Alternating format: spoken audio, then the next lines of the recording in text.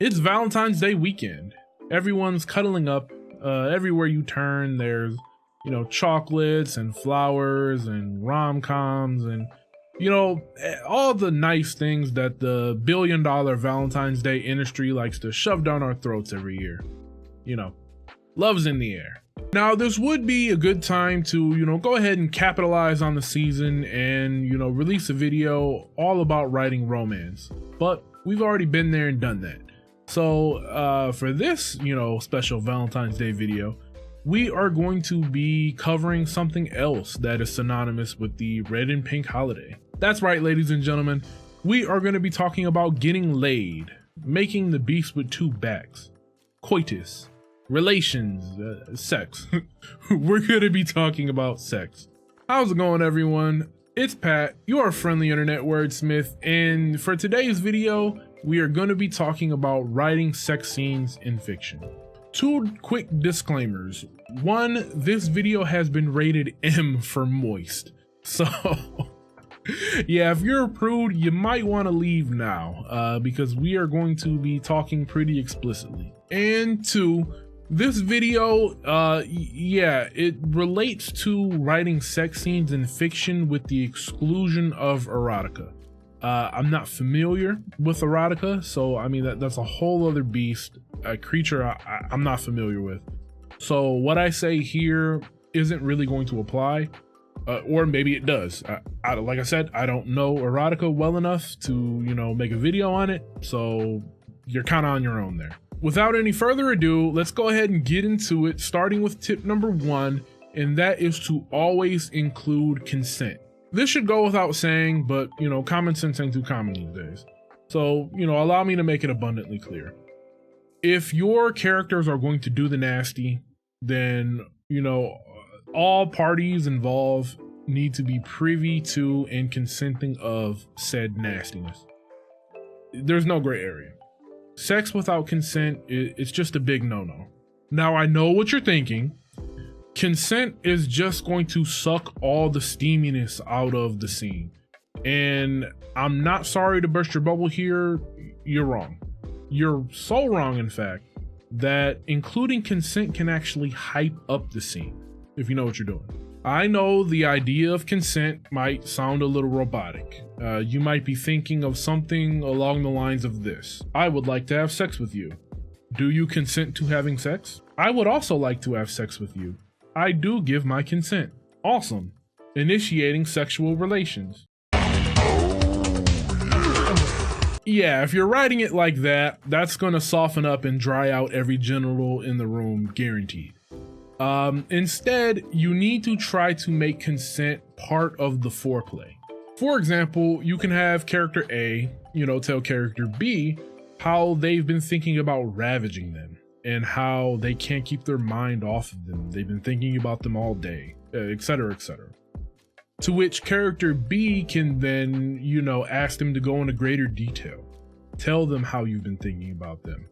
And then, character A proceeds to do it, and then character B, can approve or take it a step further, and then character B can be, well, I would like to do this to you. Now, both characters have Both characters have now consented to boning, and the reader is properly amped up for the ride. Win-win. Tip number 2, remember that great sex involves more than just genitals. When it comes to sex, it can be easy to fall into a run-track mind trap. What I mean by that is that, it's easy to focus solely on how your characters are feeling physically. And after all, this is information that your readers are going to want to know. They're going to want to know how your characters are feeling in their naughty bits. That being said, the physical aspect of sex is very multifaceted. When it comes to writing sex scenes, you want to remember your 5 senses, which are hearing, sight, smell, touch, and taste. Now, it may seem like you can't really get all those in there, but trust me, you can, and your readers will appreciate it. Sight, touch, and hearing are the easy ones to cover, for obvious reasons. But you can get, smell and taste in there as well. Perhaps your character is they're intoxicated by the scent of their, lover. They can smell their perfume, or they're fresh out the shower, or something to that effect. Or, maybe they're kissing and, they can taste their lips, or they're running their tongue down, their neck, and they got that kind of sweet, kind of salty taste. Or, maybe they're even getting really freaky and, they got strawberries and whipped cream in the mix or something like that. You use all 5 of the senses. Your readers will appreciate it. Guaranteed. Furthermore, sex is at its best when it's emotionally charged. Yes, 2 characters boning is hot. No one's denying that. However, 2 characters in love expressing their most deepest feelings for one another in the most intimate way possible, that's not just steamy, it's fucking beautiful.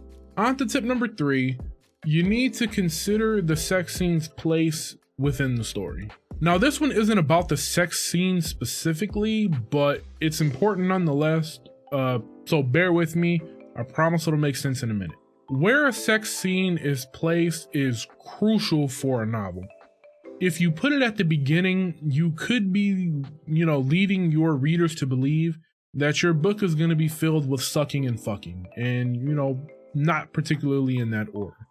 Conversely, if you put, the sex scene at the end of the book, there's already a climax there, and you don't really want these 2 climaxes competing for one another. One thing I suggest is making the sex scene, a highlight of the story by making it integral to the plot.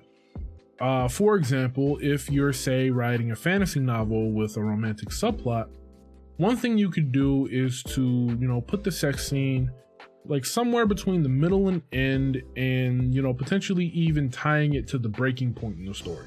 I know this may seem counterintuitive, but hear me out. You can have your MC, let's say they've been questing this whole time, they've fallen in love, but they've been resisting that love because, again, they're on a quest, they're supposed to be saving the world and all that stuff, but the feels are too strong, they fall in love, and they end up boning. But wait, while your MC was out canoodling, the villain, they seized this opportunity to, make their move, one up the MC, people died, shit gets real, and, now your main character is racked with guilt because, their worst fears have been realized. They let their guard down, shit hit the fan, and people are dead for it. Like I said, the placement of the scene doesn't really enhance the actual scene itself, but it is crazy important to the story and can, overall, although it's not directly improving the scene, it can make the scene more memorable just, by way of its context in the story.